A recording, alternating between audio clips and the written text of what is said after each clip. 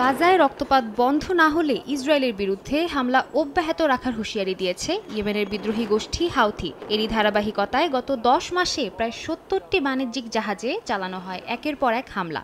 সবশেষ 23শে আগস্ট লোহিত সাগরের ইয়েমেন উপকূলে গ্রিক পতাকাবাহী জাহাজে আক্রমণ চালায় গোষ্ঠীটি। পরে হামলার দায় স্বীকার করে হাউথি বিদ্রোহীদের মুখপাত্র জানায়, জাহাজটি ইসরায়েলি একটি প্রতিষ্ঠানের সঙ্গে সম্পর্কিত হওয়ায় হামলা চালায় তারা।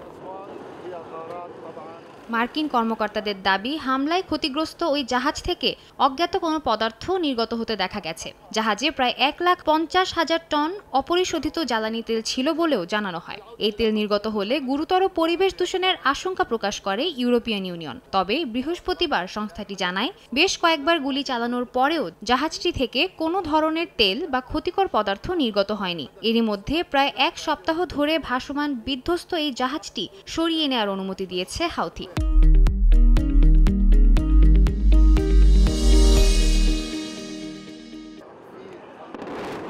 জাহাজটিতে আক্রমণের পর এবং জাহাজের বর্তমান অবস্থা তুলে ধরতে একটি ভিডিও প্রকাশ করেছে হাউথি। তাদের দাবি, ফিলিস্তিনের সাথে সংহতি জানাতেই তাদের এই আক্রমণ। সমুদ্রপথে একের পর এক আক্রমণের প্রতিক্রিয়ায় হাউথিদের সামরিক এলাকাগুলোতে হামলা আরও জোরদার করেছে যুক্তরাষ্ট্র। এতে ক্রমেই পরিস্থিতির অবনতি হচ্ছে। তবুও ইসরায়েলের সঙ্গে সম্পর্কিত নৌযানে হামলা অব্যাহত রাখার শপথ থেকে সরে আসবে না বলে জানিয়েছে ইয়েমেনেরই সশস্ত্র গোষ্ঠী।